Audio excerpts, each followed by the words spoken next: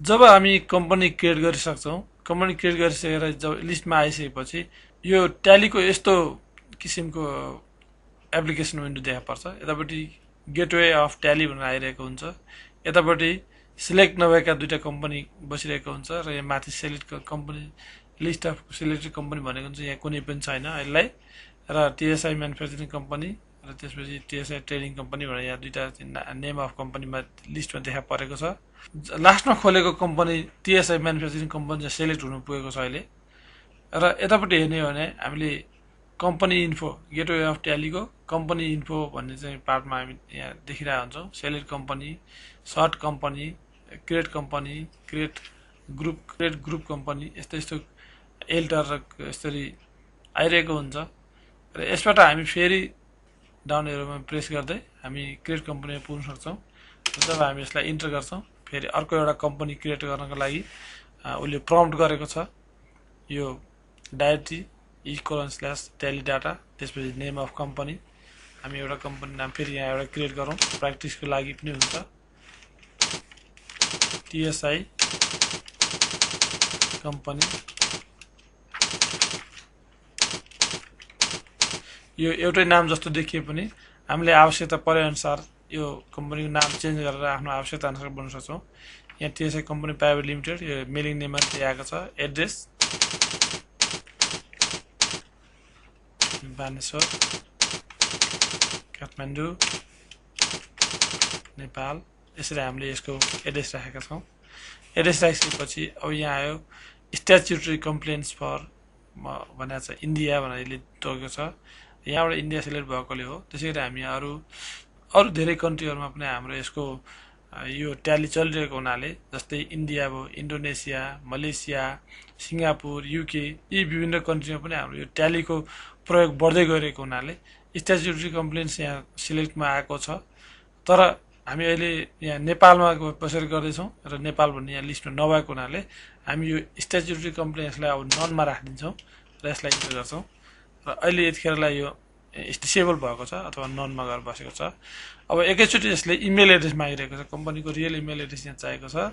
त्यसको लागि हामी यहाँ दिन्छौँ info@tsicompany.com भनेर यो एउटा काल्पनिक इमेल एड्रेस राखेको छ प्र्याक्टिसको लागि।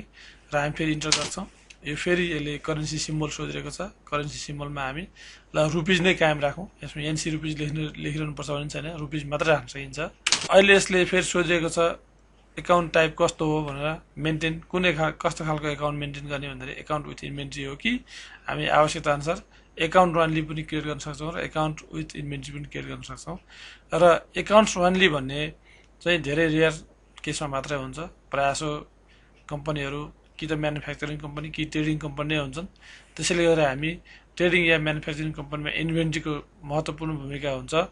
त्यसकारण हामी एकाउन्ट विथ इन्भेन्ट्रीलाई नै सिलेक्ट गर्छौँ, यसलाई इन्टर गर्छौँ। र यसले फाइनेन्सियल पिरियड सोधिरहेको छ 1/4/2009।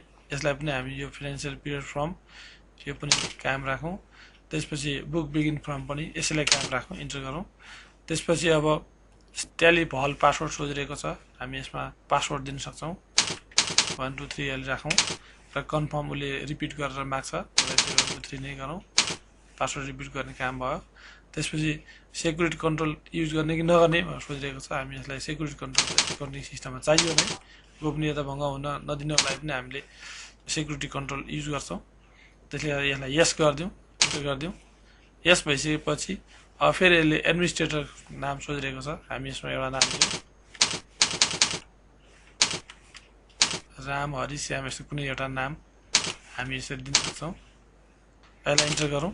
यो एडमिनिस्ट्रेटरको हामी पासवर्ड राखौँ, हामी 2 भन्ने एउटा पासवर्ड राखेका छौँ र रिपिट पासवर्ड पनि 2 राखौँ। त्यसपछि गएर युज ट्याली अडिट फिचर भनेर सोधिरहेको छ, यो अडिट फिचरलाई हामी अहिले युज नगरौँ, नो नै छोडिदिउँ। त्यसपछि फेरि करेन्सी सिम्बल अनि रुपिज नै राख्ने निर्णय भयो।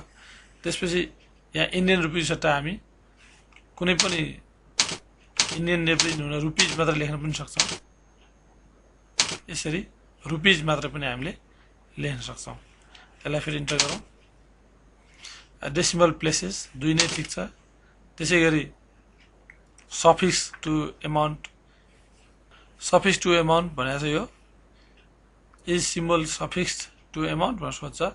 यसलाई हामीले यस नै गरिदिउँ। अहिले एउटा चाहिँ नयाँ गरौँ भनेको मतलब यसमा हरेक एमाउन्टको अगाडि रुपिज भन्ने एउटा वर्ड थपिने भयो। फेरि यस गरौँ। गरिसकेपछि यसले मिलियनमा देखाउने हो भनेर सोधेको छ। अघिदेखि यसमा हामीले मिलियन देखाउने किसिमको सेटिङ एउटा पनि गरेका छैनौँ दुईटा कम्पनी क्रिएट गर्दाखेरि। अब यसमा चाहिँ यस गरिदिउँ। अब फेरि यसले सोधिरहेको छ put a space between amount and symbol भन्छ। यो त यस नै गर्नु परियो, स्पेस राख्दा ठिक हुन्छ। अब इन वर्डको यसले भन्छ decimal places for printing amount in word. In वर्डमा अथवा अक्षरलिपिमा लेख्नको लागि दशमलवभन्दा पछाडिको कतिवटा अङ्कलाई लिने भनेर सोधिरहेको छ। यहाँ 2 राखेको छ, यही नै कायम गरौँ। यसरी इन्टर गरिसकेपछि यसले फेरि एक्सेप्ट भनेर सोधिरहेको छ। हामी यस र नो प्रम्प्ट मध्ये वाइ थिचेर यसलाई यस प्रम्प्ट गर्न सक्छौँ।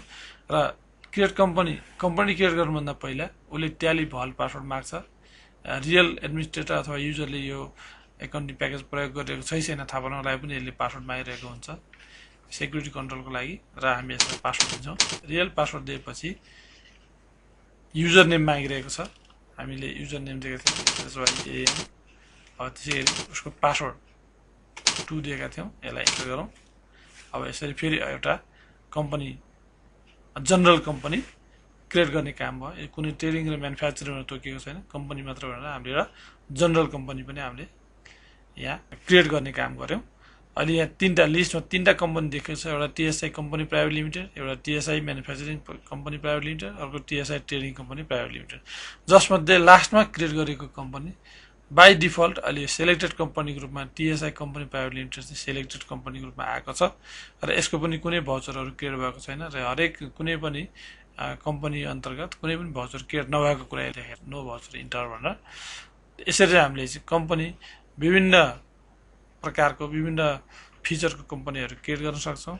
र ट्यालीको एप्लिकेसन अन्तर्गत हामीले एकभन्दा बढी कम्पनीहरूको एकाउन्टहरू एकसाथ मेन्टेन गर्न पनि सक्छौँ।